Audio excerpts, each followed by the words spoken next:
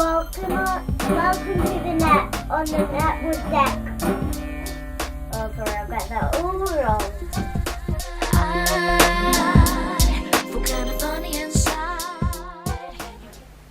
Hi, this is Dec Clutzy speaking. This is Dec Clutzy, the founder of the Serious Writers Guild, all those years ago, 1996 now. And this is 4 Minutes on the Net with Dec. This is the 28th in the series. Never thought I'd get this far. Well, there we are. So what do I do in these 4 minutes? I give you tips each week. And the tips are really real-time tips. They're good today tips that will get you forward in the music business, in the writing business, in the songwriting business, and get you heard and get you successful. So what have I got this week? I'm looking at my laptop here, and a girl got in touch with me.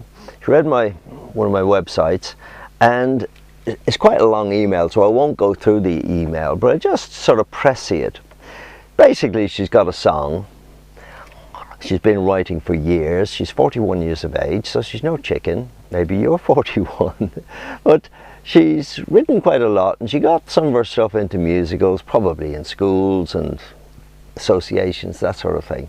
And she wants to know now, with this song that she wrote in 1995, and she's resurrected it, how does she go forward with that song? So she starts off by saying, I just resurrected a song that lay dormant since 1995. My answer to that was, I'd be very careful here, because my advice is never revisit an old song, because it's an old song. There's no way that it'll be new.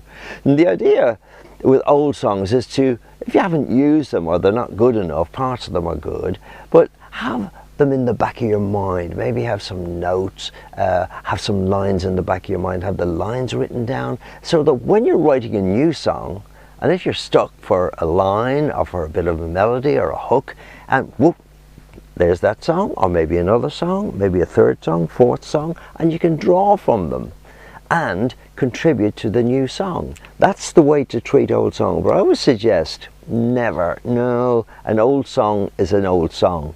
Even something 3 months ago is 3 months ago, and you really should be 6 months in the future. We know that. I think you're right about having a well-known artist sing it. Well, yes, that's the aim at the end of the day, is to have a big artist sing it. But having said that, there are many writers in the past and today. I mean, people like Neil Diamond, Elton John, they started as songwriters, and because they were closest to the song, they knew the flavour of it, and you knew the emotions, and knew what went into writing it, and they were the best ones to sing the song. So I say to this girl, be careful, you know, you could be the best one to make a hit out of that song. Then she says, do I start emailing a bunch of record companies? I say, absolutely not. You won't even get a reply. This industry works as an industry. It's a business, and you've got to know how to write business letters.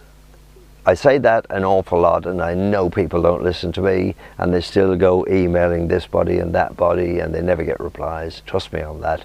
You'd have to be very lucky to get a reply. But there's a way of writing business letters, because they're businessmen in the business of making money. And if you write them a letter in such a way that you're telling them they're going to make a fortune out of your song, they're going to sit up and listen. And as I said in last week's 4 minutes, then you get to the lunch and you get to the meets and you get involved with their way of making hit records. That's the way it's done. Where do you learn to write the letters? Serious Writers Guild, that's where. And then she says, my mom thinks I should post it on YouTube. What do I think of that? No harm in that whatsoever.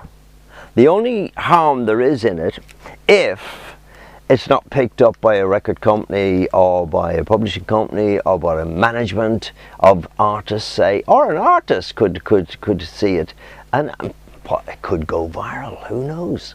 What the danger is, if it's not picked up and say just a few people see it, one of those few people could be a songwriter, and they could nick the flavour. They wouldn't nick the whole song, but they'd nick the flavour. They might nick an odd line, an odd hook, an odd bit of melody, an odd bit of lyric.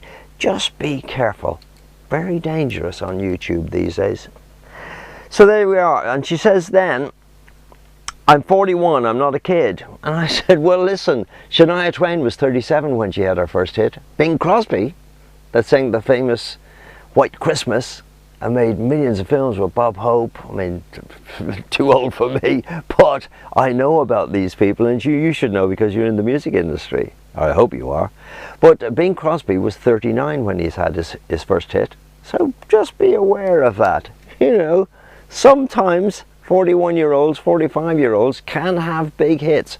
Julio Iglesias, how old was he when he started his career? He had a full career as a football star before he started singing.